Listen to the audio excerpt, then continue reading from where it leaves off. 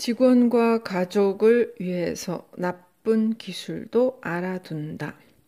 앞서서 선술집 사례를 들었습니다만 예컨대 공장을 경영하는 사람도 대기업과 일을 하게 될 수 있습니다. 작은 공장이라도 그 회사는 매우 좋은 상품을 만드는구나 라는 평판이 생기면 대기업은 일을 맡깁니다. 그럴 때 대기업이 올해 이 정도 양을 만들어줬으면 하는데 가능한가요? 라고 주문하면 공장은 기뻐하면서 무리를 해서라도 응하려고 합니다.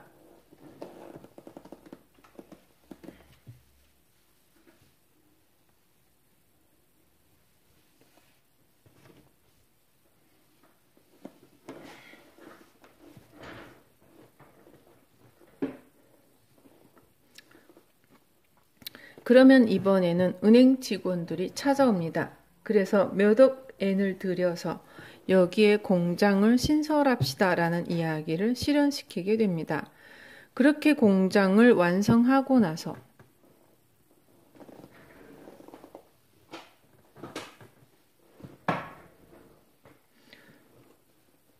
얼마간 시간이 지나고 나면 어째서인지 공장에 일을 맡기던 대기업이 거래를 끊습니다. 그렇게 되면 공장 사장은 대금을 지불할 수 없어 난감해집니다. 그러자 돈을 빌려준 은행 직원이 찾아와서 당신 공장을 사고 싶다는 회사가 있어요 라고 말합니다. 그래서 그 회사 사람을 만나봤더니 세상에 공장에 일을 맡겼던 대기업이었습니다. 눈치챘을 때는 이미 늦습니다.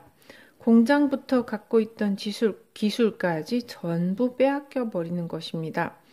그런 일이 정말로 일어나나요? 라고 물으신다면 일어납니다. 이걸 악이라고 불러야 할지 잘 모르겠지만 그 정도의 일을 아무렇지도 않게 하는 사람이 세상에 있다는 것을 명심해 두어야 합니다. 이렇게 말하면 하지만 저는 그런 끔찍한 일을 절대 하지 않아요 라고 반응하는 사람이 있습니다. 그런 사람으로서 매우 중요한 일이라고 저도 생각합니다. 물론 저도 그런 일은 하지 않습니다. 하지만 자신이 나쁜 일을 하지 않는 것과 다른 사람이 하지 않는 것은 별개입니다. 아무렇지도 않게 고급 기술을 발휘하는 사람이 있습니다. 사장직에 앉은 사람에게는 그걸 몰랐다는 말이 통하지 않습니다. 사장은 직원을 지키는 입장이니까요. 통찰력이 없으면 직원도 가족도 지킬 수 없습니다.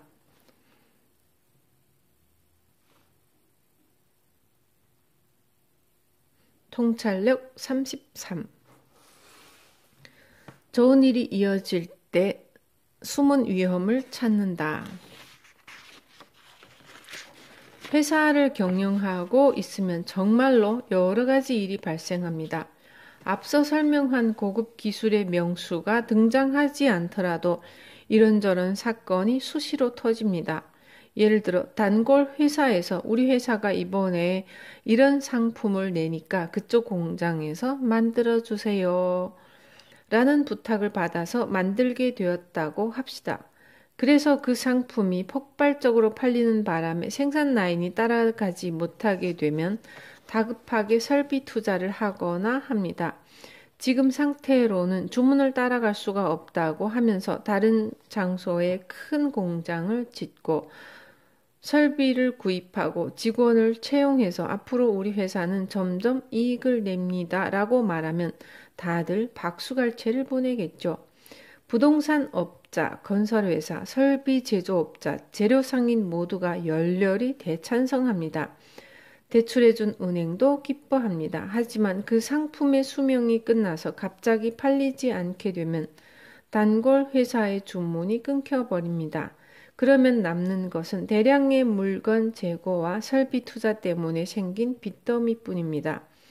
피해를 입는 것은 당신과 당신을 도운 직원뿐이죠. 이런 사정을 머릿속에 넣어두고서 돈을 벌고 회사를 유지해야 합니다. 그래서 통찰력이 중요한 것입니다. 통찰력 34. 아마추어에게 칭찬받는 일은 하지 않는다. 경영자와 상인의 통찰력 중에는 아마추어에게 칭찬받으면 끝이다 라는 말이 있습니다. 예를 들어 사업을 확대하기 위해서 은행에서 이만큼 대출을 받아왔습니다. 그러면 주변 사람은 대단하네요 라고 말하죠. 은행의 말이 통하다니 사장님 대단하시네요. 은행에 신용이 있으신가 봐요. 멋지네요. 그런데 칭찬하는 사람은 누구입니까? 주변 사람들이죠. 주변 사람들이란 아마추어입니다. 아시겠습니까? 대출이라고 해봤자 단순히 빚일 뿐입니다. 그런 사실을 모른다면 아마추어입니다. 은행에 신용이 있는 사람은 대출이 없는 사람입니다. 그리고 가장 신용이 있는 것은 은행에 돈을 맡기는 사람입니다. 은행의 말이 통한다고 대단하다고들 하지만 그것 자신이 돈을 빌리고 싶다는 생각을 하고 있기 때문에 대단하다고 말하는 것입니다. 그건 프로 상인이 봤을 때 그야말로 아마추어입니다. 아마추어에게 칭찬을 받으면 끝입니다. 회사 빌딩을 세웠다. 도심 주요 지역에 가게를 냈다. 이런 땅을 샀다고 하면 와 대단해 라는 말을 듣습니다. 그런 말을 하는 사람은 아마도 대부분 아마추어입니다. 대체 앞으로 몇십 년이나 빚을 변제해야 하는 겁니까? 아마추어에게 칭찬받으면 끝이죠. 또 한 가지 말하자면 상인 중에서 어떤 사람들은 유명 인사나 정치가를 좋아해서 유난히 같이 사진을 많이 찍는 등 이런저런 시도를 합니다.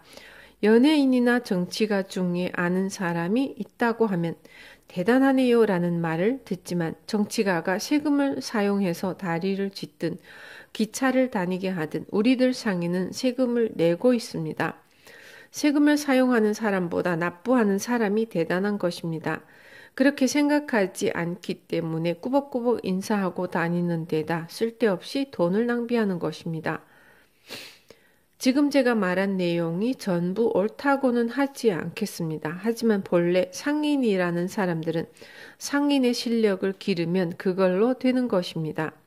상인의 실력을 기른다는 것은 지금이 어떤 세상이고 다음으로 어떤 시대가 이어질지를 간파하면 될 뿐입니다. 이것이 가능해지면 일이 점점 성장합니다. 그래서 저희 회사에는 자사 빌딩이 없습니다. 제가 이 일을 시작했을 때부터 계속 변두리에 있는 작은 사무실에서 일을 하고 있습니다. 덧붙이자면 저는 매년 현금으로 자사 빌딩을 세울 만큼 일하고 있지만 굳이 필요하지 않는 것은 쓸모가 없다고 생각합니다.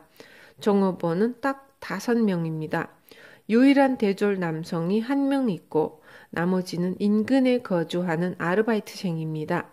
유일한 남성 직원도 우연히 호세이 대학을 졸업했을 뿐입니다. 학력과 전혀 상관없이 인품이 좋아서 채용했습니다. 그 증거로 저는 그가 입사하고 몇 년이 지나서야 대졸이라는 사실을 알았습니다. 허허. 우리 직원들은 부지런해서 아르바이트 직원들까지 전원 타월로 머리를 동여매고 롤렉스 금시계를 타고 포장을 합니다. 정말입니다. 웃음이 나오는 광경입니다. 더욱이 저는 한 달에 한 번도 회사에 나가지 않고 밖을 어슬렁어슬렁 돌아다닙니다. 그런데도 일을 시작한 이래 수십 배, 수백 배 이익을 올리고 이 불황 속에서도 성장하고 있습니다. 세상은 매상을 중시하지만 중요한 것은 이익입니다. 전문가가 우리 회사를 보면 이렇게 작은 회사에서 이만큼 이익을 계속 내다니 대단하네요. 일에서 낸 수입만으로 부호 순위에 들어가다니 대단합니다. 라고 합니다. 아시겠습니까? 정말로 이런 말은 하고 싶지 않지만 이런 것이 실력이 좋다는 것입니다. 하하. 우리 회사가 성장하는 것은 제 실력과 더불어 일하는 동료들이 우수한 덕분입니다.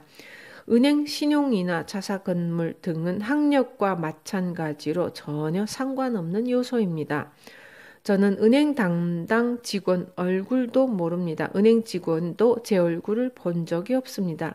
직원이 가끔 은행 직원이 히토리 씨를 만나고 싶어 합니다 하고 전해오지만 저는 절대 은행 직원을 만나지 않습니다. 왜냐하면 돈을 빌릴 생각이 전혀 없기 때문입니다. 무대출 경영을 원하니까요. 프로의 세계에서는 이런 것을 실력이 좋다고 부릅니다. 이것도 통찰력입니다. 아마추어의 말에 현혹되지 마십시오. 통찰력 35. 덮어놓고 규모를 키우지 않는다.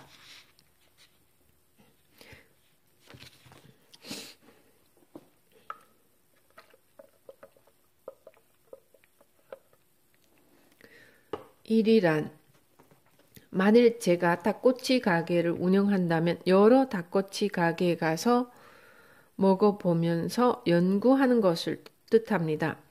연구해서 노력하고 이 고기를 저수태 구워서 그 소스를 뿌려 완성한 닭꼬치로 가게가 번창하게 된다면 당첨이죠. 한 번 정답을 찾았다면 다른 곳에서도 같은 과정을 거쳐도 매번 정답이 됩니다. 에도가와 구에서 성공했다면 가스시카 구에서 열어도 성공합니다. 정답 하나를 차례로 복제하면 계속 당첨되면서 기업이 커집니다. 아시겠죠? 그러나 여기서 한 가지 큰 문제가 생깁니다. 가게를 여러 곳으로 늘리고 회사가 커지면 당신은 행복합니까? 가게가 늘고 회사가 커지면 사람 문제도 생깁니다. 고급 기술을 걸어오는 사람이 생기는 등 다양한 사건이 발생하죠. 그러면 나한테는 가게 5개 정도가 딱 적당하다는 생각이 생깁니다. 아마 고작 5개라고 생각할지도 모릅니다. 하지만 가게가 여기저기 있지 않고 딱 5군데밖에 없으니까 계속 번성하는 경우도 생깁니다. 게다가 가게 5개를 거느리건 50개를 경영하건 사장의 급료는 그다지 다르지 않습니다. 키우면 키울수록 엄청난 비용이 소모됩니다. 용돈도 마찬가지입니다. 사장의 용돈이야 어디든 엇비슷한 데다 대체로 정해져 있습니다. 가게가 5개건 50개건 사장의 차이는 세상 사람들로부터 대단해요 라는 말을 들을 수 있는가 아닌가 밖에 없습니다. 오직 그것뿐입니다. 아마추어는 상점 50개를 운영하는 사장한테 대단하네요 라고 합니다. 100개나 된다고 하면 엄청나게 대단한 사람이라고 감탄하죠. 하지만 프로의 관점에서 보면 고작 5개라고 하더라도 손님이 언제나 끊이지 않는 가게 1개를 운영하는 사장이 대단합니다. 그러니 자신에게 어느 선이 적합할지 항상 생각해 두어야 합니다. 저는 가게를 100개나 운영하고 있다는 말을 들으면 그거 큰일이네. 왜 그렇게 해버렸어? 라는 느낌이 듭니다만 하하. 물론 이렇게 하면 일을 더 키울 수 있는 방법은 있습니다. 정말로 아주 많습니다. 하지만 이렇게 말하면 일본인은 그럼 회사를 키우자는 생각밖에 하지 않습니다. 일이 성장하는 것과 회사를 키우는 것이 동일한 개념이라고 여기기 때문입니다. 하지만 이는 같은 개념이 아닙니다. 전혀 별개입니다. 이를 더욱 발전시키려면 동시에 회사를 크게 확장할 수도 있지만 굳이 확장하지 않을 수도 있습니다. 예를 들어 우리 회사도 긴자에 빌딩을 세울 수 있습니다. 상장 회사로 만들 수도 있습니다. 보통 사람들은 반드시 긴자로 진출하고 상장을 하고 싶어 할 테지만 저는 그것을 바라지 않기 때문에 가지 않는 것뿐입니다. 이해하기 어려운가요? 우리 회사의 이름은 일본 한방연구소, 최근에는 긴자마루칸이라고 불리고 있습니다. 긴자마루칸이라고 부르는 이유는 제자가 긴자에 가게를 내서 공짜로 사용하게 해줬기 때문입니다. 그래서 긴자를 사용하고 있죠. 하하. 긴자라는 이름을 사용하기 위해 돈을 지불해야 한다면 저는 그야말로 즉시 분리해서 신코이와 일본의 지명 신코이와라고 바꾸겠습니다. 하하. 고객은 회사 위치가 마음에 들어서가 아니라 상품이 마음에 들어서 사는 것입니다. 저는 그런 요소 때문에 매출이 바뀐다고 생각하지 않습니다. 그 점을 간파하는 것도 통찰력입니다. 재미있게 일할 수 있으면 충분하다. 통찰력 36. 제가 직접적으로 같이 일하는 대상은 제자 몇 명뿐입니다. 저는 마음이 맞는 동료와 일하는 쪽이 재밌습니다. 사람에게 즐겁다는 기분은 정말로 중요합니다. 그러니 저나 제자가 재미있고 제자 회사의 직원들이 행복하고 특약점 직원이 즐겁다면 그걸로 된 것입니다. 먹고 사는 것도 곤란하지 않고 옷도 부족하지 않으니 말이죠. 그러니 이렇게 하면 이를 키울 수 있다는 방법이 여럿 있더라도 그러면 키우자가 아니라 그건 정말로 필요한 걸까라고 따져봐야 합니다. 욕심은 나쁜 것이라는 말이 아닙니다. 욕심은 필요합니다. 필요하기 때문에 인간에게 욕심이라는 것이 붙어 있는 것이죠.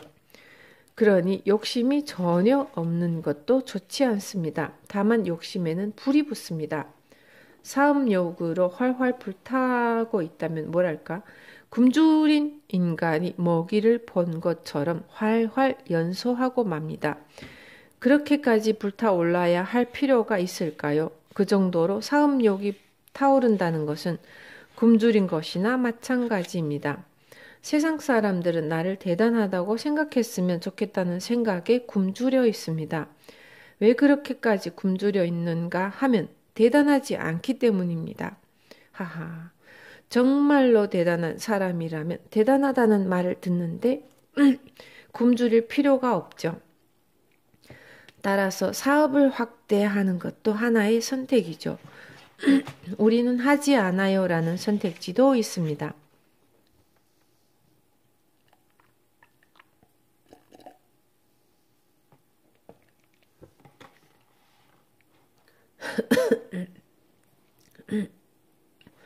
회사는 이렇게 하면 커진다. 하지만 커진다 하더라도 정말로 확장하는 편이 좋을까요? 하지 않는 편이 나을까요? 한번 잘 생각해 보는 것이 좋습니다.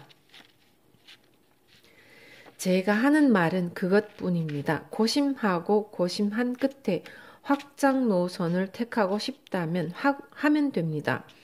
변호사가 되고 싶으면 되고 통역을 하고 싶으면 하면 됩니다.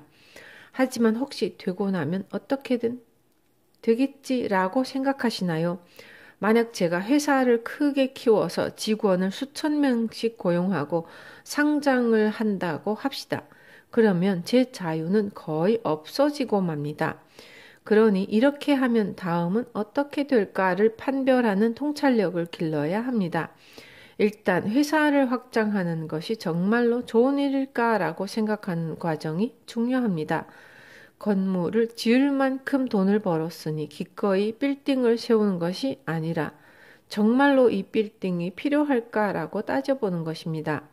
그렇게 생각하는 힘, 통찰력을 길러두어야 합니다. 그렇다면 통찰력을 기르기 위해서 무엇을 하면 좋을까라고 물으신다면 이 책을 읽으면 됩니다. 라고 말씀드리겠습니다. 하하. 이제 어떻게 될까를 알고 있으면 좋은 것이니까요.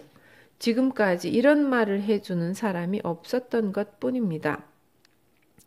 모르니까 간단한 일에도 다들 걸려들어 버립니다. 이것을 알게 된 당신은 이미 어제의 당신과는 다릅니다. 이미 당신에게는 통찰력이 생겼습니다. 파트 5. 인생의 즐거움을 통찰하는 법. 이겨도 져도 웃는다. 통찰력 37.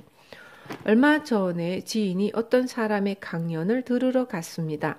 그 강연을 듣는 중에 마스시타 고노스케는 대단해 라는 이야기가 나왔다고 합니다. 저도 예전부터 마스시타 고노스케를 좋아해서 그의 저서도 여러 권 읽었습니다만 지인이 들려준 그의 이야기는 정말로 굉장했습니다. 어떤 이야기냐면 말이죠. 강연자가 젊었을 시절 신칸센에서 마스시타를 목격했습니다. 마스시타와 아내까지 부부가 함께 신칸센에 탄 것이죠. 강연자는 어떻게든 마스시타와 이야기를 나누고 싶었습니다. 뭔가 말을 걸 계기가 없을까 고민하던 차에 귤을 몇 개 집어들고서 마스시타 부부에게 가져다 주었습니다. 마스시타 부부는 감사합니다 라고 말하면서 귤을 먹었습니다. 그리고 강연자보다 먼저 신칸센에서 내렸습니다. 그런데 역 플랫폼에 내려선 마스시타 부부가 강연자가 앉은 창문가 쪽으로 걸어와서 한동안 서 있는 것입니다. 그러다 신칸센이 움직이기 시작하자 동시에 부부가 강연자에게 머리를 숙였습니다. 더 이상 모습이 보이지 않을 때까지 계속 머리를 숙이고 있었다고 합니다. 정말 대단하다고 생각하지 않습니까? 저는 굉장하다고 생각합니다. 그런데 강연자가 마스시타 이야기를 끝낸 다음 이렇게 말했다고 합니다. 지금 살아있는 사람 중에서 직접 만나고 대단하다고 생각한 이는 사이토 히토리 씨입니다. 저는 그 말을 전해 듣자 왠지 아무래도 마스시타 씨와 승부해서 이겨야 할 것 같은데 라는 생각이 들었습니다. 하하하. 평생 걸리더라도 이겨야겠다고 생각했죠.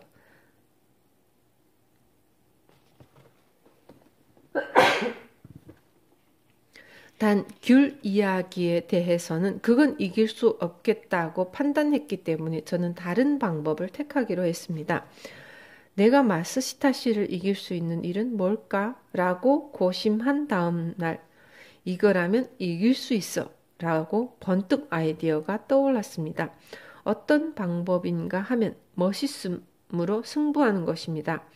제가 세운 회사인 마루카는 1년에 한 번씩 다카나가 프린스 호텔의 대연 회장에서 파티를 엽니다. 마스시타 이야기를 들은 날은 파티가 열리기 며칠 전이었습니다. 파티에서 마스시타 씨가 절대 입지 않을 만한 그리고 히토리 씨가 이런 복장을 해서 멋있었다고 모두가 인상 깊게 기억할 만한 패션을 고르자고 생각했습니다. 그랬더니 우연히 그때 제자가 이런 말을 했습니다. 얼마 전에 굉장히 화려한 모피 롱코트를 발견했습니다. 저게 어울리는 남자는 알파치노나 말론 브란도 정도이고 일본인이라면 히토리 씨 정도가 아닐까 생각합니다. 저도 그 모피 코트가 어떤 것인지 듣지도 않고 바로 그 자리에서 제자에게 사와달라고 부탁했습니다. 그리고 모피 코트를 보는 순간 이겼다고 생각했죠. 하하하. 저는 의기양양하게 코트를 입고 파티에서 인사를 했습니다. 무려 얼룩말 무늬의 모피 롱코트였습니다. 나중에 그 코트를 어디서 사셨나요? 몇 천만 엔이었나요? 라는 질문을 여러 사람으로부터 받았습니다. 가격은 무려 15,000엔이었죠. 하하하. 15,000엔, 15만 원밖에 안 하네. 개인적으로는 매우 만족스러웠다고나 할까? 제 유머러스함에 저도 웃었습니다. 사람은 이겨도 저도 웃을 수 있어야 합니다. 저는 어떤 일이 생기면 이건 하늘의 뜻이다 라고 생각하고 듣습니다. 그리고 이 일로 재미있게 놀 수 없을까 라고 생각합니다. 논다는 뜻은 자신의 머릿속에서 노는 것입니다. 이런 멋진 이야기를 들었고 그것이 마음속에 남아 있다면 놀이로 바꿔볼 수 없을까 하고 생각합니다. 그러면 놀이니까 이긴 사람도 진 사람도 즐겁고 저도 모르게 웃어버릴 만한 정도로 하는 게 제일 좋다고 생각합니다. 마스시타 고노스케라면 뭐야? 나를 쳐부순다고 그 롱코트를 입고 온 거야? 라고 생각하게 되겠죠. 하하하하. 진 사람도 웃을 수 있다는 점이 좋습니다. 유머가 없으면 지루할 뿐입니다. 참 재밌는 분이시네요. 통찰력 38. 정말로 좋은 인생은 즐겁게 사는 것이다. 저는 초등학교 시절에 삼국지를 읽었습니다. 삼국지는 옛날 중국 고전 소설로 제갈공명이라는 대천재가 등장합니다. 제갈공명은 방위, 방향 등의 점술이나 전쟁에 대해서도 천재적인 두뇌를 가지고 있는 사람이죠. 저는 어린 마음에 이 사람을 이기고 싶다는 생각이 들어서 점술부터 중국 병법, 육도 삼략에서 손자병법, 오자병법까지 전부 공부했지만 어느 날 갑자기 그런 생각이 들었습니다. 나 제갈공명을 이겼어. 왜냐하면 제갈공명은 재미가 없기 때문입니다. 재미없는 녀석을 따르는 사람이 있을 리가 없으니까요. 정말로 인생이란 올바른 것보다 즐거운 것이 중요합니다. 살아있는 사람을 상대로 진지하게 그 녀석을 이기고 싶다고 말하거나 나는 안 돼라고 생각하면 인생에 재미가 없습니다. 그보다 놀이 삼아서 이거라면 이길 수 있다 라고 하는 겁니다. 자신만의 놀이를 만들어 제갈공명의 코를 납작하게 눌러보거나 이거라면 마스시타 고노스케한테 이길 수 있다라고 생각하는 거죠. 학력이라면 제가 마스시타 고노스케를 이겼습니다. 마스시타는 초졸, 저는 중졸이니까요. 하하하하하. 맞는 얘기네. 귤 이야기로는 패배했지만 얼룩말 무늬 롱코트로 이겼으니 현재 2승 1패라고 할까요? 하하하. 이처럼 즐거운 일을 만들어서 자신의 머릿속에서만이라도 이겼다, 이겼어 라고 좋아하면 그걸로 된 겁니다. 인생이란 그 정도로만 받아들이면 된다고 생각합니다. 아, 재밌어. 진심으로 세간의 주목을 받고 싶다고 생각할 수도 있습니다. 무슨 생각을 하건 그건 자신의 자유입니다. 하지만 세간의 주목을 모으는 것이 정말 당신의 인생에 필요한 일입니까?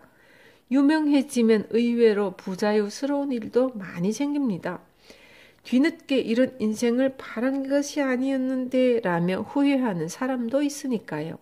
한 번쯤 차분하게 생각해 보는 편이 좋습니다. 참고로 저는 유명하지 않더라도 매일 즐거우면 그걸로 됐다고 여기는 사람입니다. 그래서 저는 여기저기 드라이브를 하고 거기서 만난 사람들과 잡담을 하는 등 매일 즐겁게 살고 있습니다. 그러다 제가 한 이야기를 들은 사람들이 지금 한 이야기는 녹음해두고 싶어요. 다시 한번 말씀해 주세요. 라고 반응한 내용이 이런 형태로 책이 되어 세상에 나오게 되었습니다. 그러니 저는 유명해지고 싶다든지 작가가 되고 싶어서 책을 낸 것이 아닙니다. 오히려 저는 유명해지고 싶지 않습니다. 텔레비전이나 잡지에도 얼굴을 내밀지 않습니다. 저는 매일 자유롭게 지내고 싶습니다. 자유롭게 살고 있다면 그것만으로 행복합니다. 유명하지 않으면 어디에 가도 상관없습니다. 하지만 텔레비전 등에 등장하면 어디에 가도 사인해 주세요 라는 요청을 받거나 합니다. 저는 그런 부탁을 받으면 부끄러워서 도저히 참을 수 없습니다. 언제든지 남들의 시선을 신경 쓰지 않고 원하는 곳에 갈 수 있다는 것은 행복한 일입니다. 강연회에서 관객 1000명을 앞에 두고 이야기할 기회를 얻는 것은 감사하지만 저는 카페 같은 곳에서 이야기하는 쪽이 훨씬 성격에 잘 맞습니다. 그런 만남이 저에게는 최고의 여가 활동입니다. 마음대로 즐겁게 산다. 이것이 정말로 좋은 인생입니다. 통찰력 39. 재미있게 일하는 방법을 연구한다. 히토리 씨는 어째서 즐겁습니까? 이런 질문을 자주 받습니다만 대답은 간단합니다.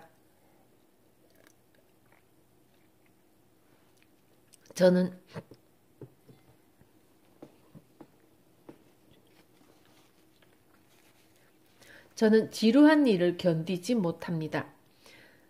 지루한 작업을 하면 3분 내로 질려버립니다. 역시 매일이 즐거운 쪽이 좋죠. 그래서 파티를 열 때도 나도 즐겁고 다른 사람도 즐겁게 만들려면 어떻게 해야 할까라고 생각합니다. 역시 파티나 결혼식에서 제일 재미없는 순서는 사장의 인사겠죠. 지루한 데다가 길기까지 합니다. 하하하. 그래서 제가 파티를 열면 저는 오늘은 파티입니다. 마음껏 즐겨주세요. 라는 딱 한마디만 남깁니다. 그리고 다른 사람이 스포트라이트를 받는 모습을 보는 것을 좋아하기 때문에 파티에서 모두 깃발을 들게 하는 등 시선이 집중될 만한 이벤트를 만듭니다. 그렇게 하면 모두가 스타입니다. 이러면 정말 분위기가 좋아집니다. 얼마 전에 파티를 열었을 때에도 제자와 함께 누가 더 눈에 띄는 옷을 입고 오는지 100엔짜리 내기를 했습니다. 결국 100엔을 빼앗기고 말아서 다음에 만회할 거야 라고 했지만요. 하하. 그러니 사람은 재미있게 만들려고 마음먹으면 사소한 일도 여러 가지로 재미있게 즐길 수 있습니다. 그런데 이렇게 말하면 말은 쉽지만 일이 되면 좀처럼 이라고 말하는 사람이 있습니다. 히토리 씨, 저는 일이 영 재밌지 않아요. 라고 말합니다. 확실히 일은 즐겁지 않습니다. 그런 이야기는 일부러 입 밖으로 낼 필요까지도 없는 당연한 얘기죠. 하지만 제 입장으로서는 일이니까 즐겁지 않다는 감상은 너무 당연해서 지루합니다.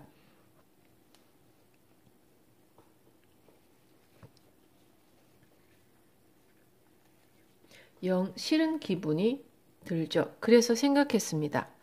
어떻게 하면 일을 재미있게 만들 수 있을까? 그렇게 생각하면 생각하는 과정도 재미있고 일도 훨씬 재밌어집니다. 일이란 사실 재미있게 만들려고 생각하면 얼마든지 재미있게 바꿀 수 있습니다. 정말입니다. 사실 옛날 일본인은 일을 재미있게 했습니다. 예전에는 다들 지금처럼 기계화되지 않은 곳에서 일했지만 일을 재미있게 바꾸는 기술을 가지고 있었습니다.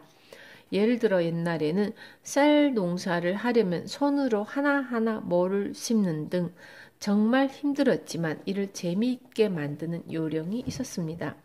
어떤 것인가 하면 모내기를 할 때 사오토메라고 해서 젊은 아가씨가 모를 심는 역할을 담당합니다. 남자는 노래를 부르거나 북을 칩니다. 그러면 사오토메는 옷이 더러워지지 않도록 옷자락을 허리까지 걷어 올리겠죠. 그런 모습으로 몸을 굽히면 아주 요염해집니다.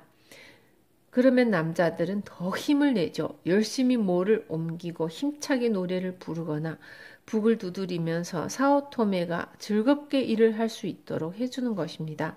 물론 여성도 마을 남성들의 주목을 받으니까 즐거워집니다. 제가 어린 시절에는 정말로 다들 그런 일을 했습니다. 어릴 때 직접 들은 노래는 어기여차라고 노래하면서 땅에 박힌 말뚝을 쿵쿵 두드리는 시기였습니다. 아버지를 위해서라면 어기여차 등 여러 가지 변주도 있어서 다들 노래를 부르면서 일을 했습니다.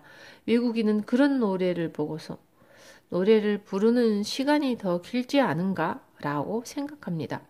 확실히 일리 있는 말이죠. 하지만 일은 게을리 하라고 있는 것은 아닙니다. 뭐랄까? 일 때문에 지쳐나가 떨어지지 않도록 하는 것도 업무의 일환이라고 생각합니다. 사람은 지치기 전에 쉬면 일하다 지쳐나가 떨어지지 않습니다. 사람들은 대부분 심장이 태어나서부터 죽을 때까지 계속 쉬지 않고 움직인다고 생각합니다. 하지만 사실 그렇지 않습니다. 심장은 쿵쿵 움직이고 나서 쉽니다.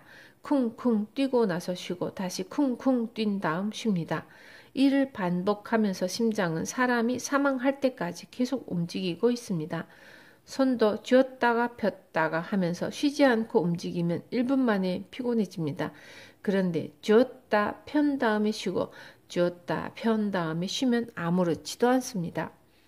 그렇다면 쉴 수 없을 때는 어떻게 하면 좋을까요? 라고 물으신다면 이를 재미있게 만드는 요령을 도입하면 지치지 않습니다. 인간이란 그런 존재라고 말씀드립니다. 통찰력 40.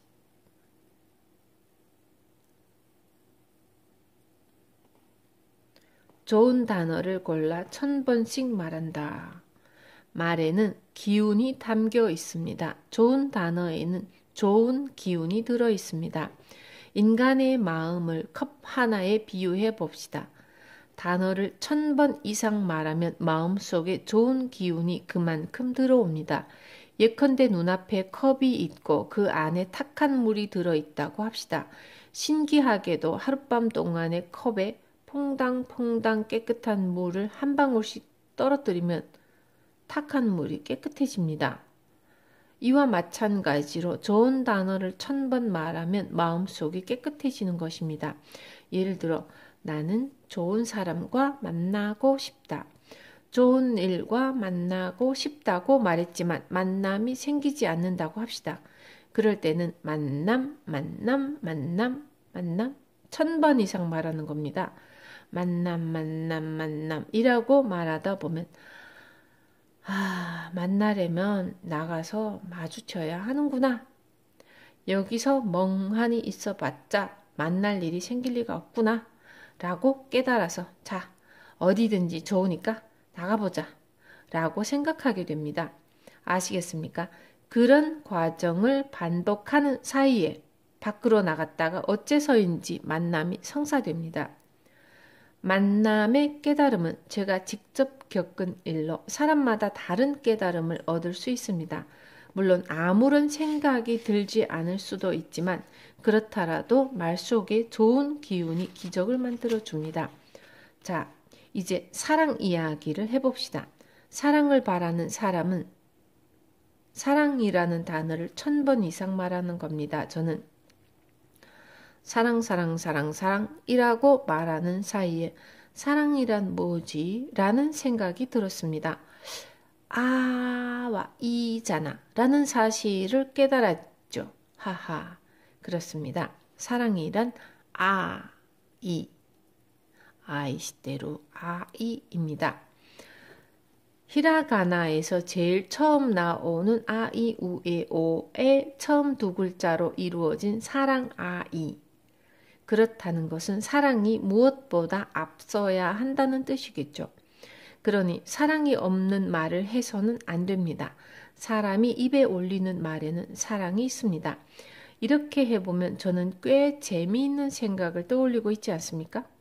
사랑을 1000번 이상 말하다 보면 이런 것을 깨닫고 사랑이 마음속에 가득 차게 됩니다. 그러면 사랑을 가진 사람이 주변에 모이게 됩니다. 이렇듯 한 단어를 1000번 이상 말하면 좋은 기운을 마음에 심어보면 매우 심오하고 재미있으면서 인생까지도 바꿀 수 있습니다. 말을 아군으로 삼는가 적으로 돌리는가에 따라서 자신의 인생이 완전히 달라집니다.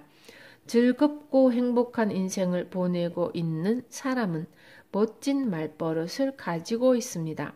하지만 자꾸만 실패하는 사람은 실패하기 쉬운 말버릇을 가지고 있습니다. 나쁜 말버릇이란 예를 들어 우리는 돈이 없어서 안 돼 라는 식입니다. 이왕 말을 해야 한다면 돈이 없으니까 힘내자 라고 말하는 쪽이 좋습니다.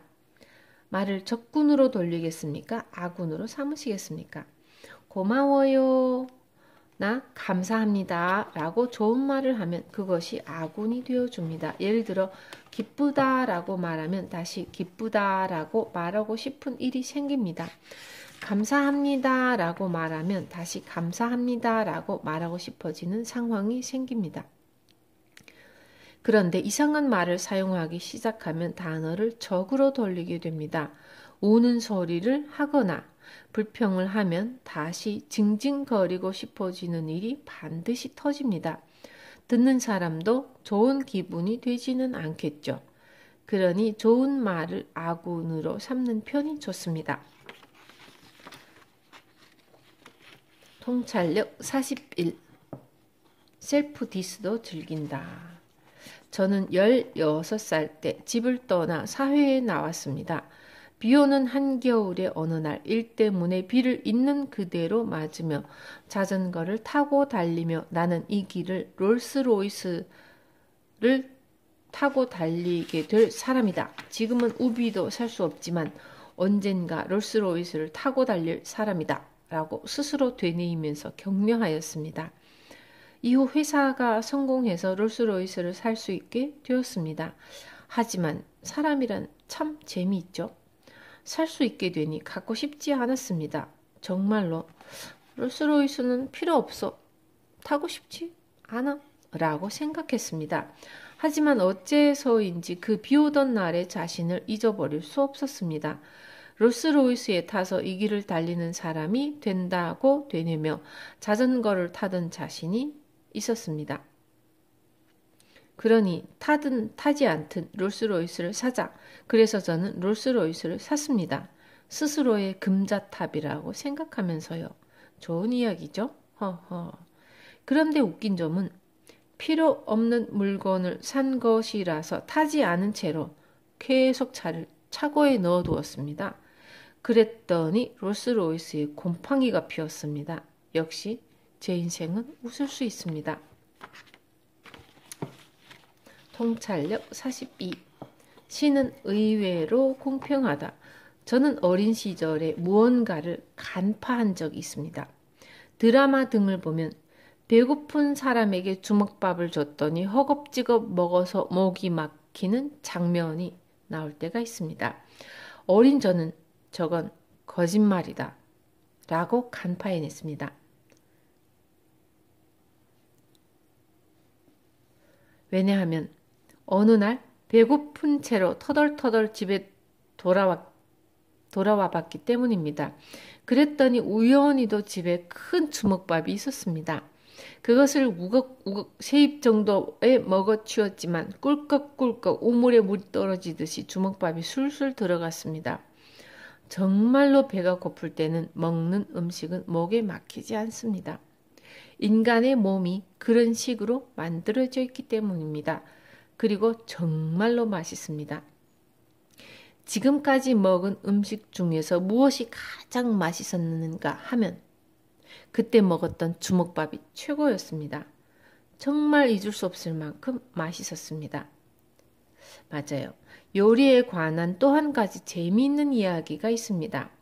프랑스 혹은 이탈리아에서 명인이라고 불리는 요리사가 있어서 그 사람에게 맛있는 요리의 비결을 물어봤더니 요리를 좀처럼 가져다 주지 않는 것이라고 했다고 합니다. 요리가 좀처럼 나오지 않으면 배가 고파서 대부분의 음식이 당연히 맛있게 느껴지지 않는가라는 뜻이죠. 그러나 한계에 달한 사치란 그렇게 대단한 것이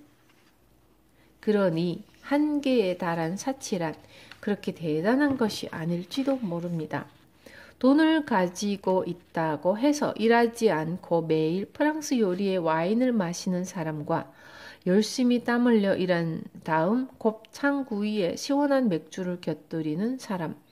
어느 쪽이 맛있을까 생각해보면 곱창구이가 이길지도 모릅니다. 저는 절대적으로 곱창구이가 맛있을 거라고 생각하지만 그 중에는 프랑스 요리를 먹을 수 있다니 좋겠다고 말하는 사람도 있을 거라고 생각합니다. 사람마다 의견이 다르니까 그건 그것대로 좋지만요. 하지만 프랑스 요리라니 좋겠다. 나는 곱창구이밖에 먹을 수 없는데 라고 말해봤자 스스로 괴로워질 뿐입니다. 불행해집니다. 그래서 저는 그런 방식은 그만두는 것이 좋아요 라고 말합니다. 그러면 히토리 씨는 부자라서 좋겠네요. 씨는 불공평합니다 라고 반격할지도 모르지만 그렇지 않습니다. 씨는 불공평하다니, 신이 불공평하다니 있을 수 없는 일입니다. 인간 중에는 불공평하게 행동하는 사람이 있지만 신은 그런 일을 하지 않습니다. 왜냐하면 신이니까요.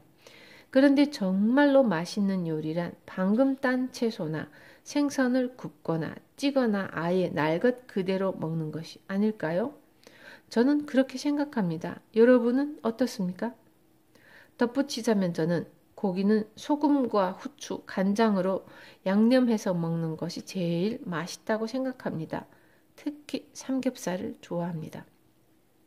하하. 신은 정말로 위대합니다. 예를 들어 사람은 고생을 하더라도 언젠가 제대로 근본이 잡히고 행복하게 되어갑니다. 신이 인간을 그런 식으로 만드는 것입니다. 도호쿠 지방에 한 온천장이 있습니다. 저는 그 온천장의 분위기를 좋아해서 가끔 찾아갑니다. 그 온천에서 연세 지긋한 부부를 만난 적이 있습니다. 70대 부부였습니다. 그 부부는 취직을 해서 도시에 나온 이후 열심히 일을 하다 서로를 만나서 결혼을 하고 계속 일을 하느라 한 번도 쉰 적이 없다고 했습니다. 그때 처음으로 휴가를 내서 온천 여행을 온 것이었습니다. 온천장이니까 묵고 있는 여관 자체는 그렇게 대단한 곳이 아니지만 따뜻한 숙소에서 대접을 받고 정성스러운 요리를 먹었습니다. 그들은 처음으로 부부끼리 온천 여행을 와서 정말 행복합니다 라고 최고로 멋지게 웃었습니다. 이것이 신의 위대함입니다. 신은 의외로 공평하고 하다고 간파하는 것, 이 또한 통찰력입니다. 끝맺으며 배워서 더 멋진 당신이 되어라.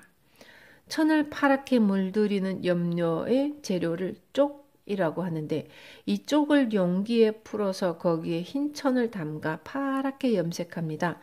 쪽 자체는 그다지 파랗지 않습니다.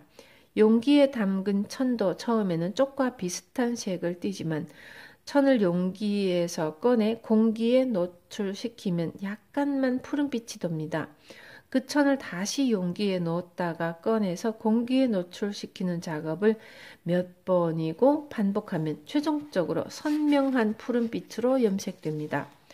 푸른색은 쪽에서 나왔지만 쪽보다 푸르다고 합니다. 제 제자나 저와 만났던 사람들도 책을 쓰고 있습니다. 그 책들은 저는 히토리 씨에게서 이런 내용을 배웠고 세상에 나가서 배운 내용을 실천해 봤더니 이렇게 되었다는 내용입니다. 만일 제가 쪽이라면 제자들이 쓴 책은 쪽보다 푸를 수 있겠죠. 제자들이 쓴 책은 저에게서 들은 이야기를 실험한 다음에 쓴 내용이니 제가 쓴 책보다 이해하기 쉬울 때가 있습니다. 히토리 씨, 무슨 말을 하고 싶은 겁니까? 라고 물어본다면 당신 제자들은 당신과 직접 만날 수 있어서 좋겠네요 라고 생각하는 사람이 있습니다. 나는 히토리 씨와 만날 수 없어서 안 된다는 식이죠. 하지만 저는 이러저러해서 나는 안 된다는 식으로 생각하지 않습니다.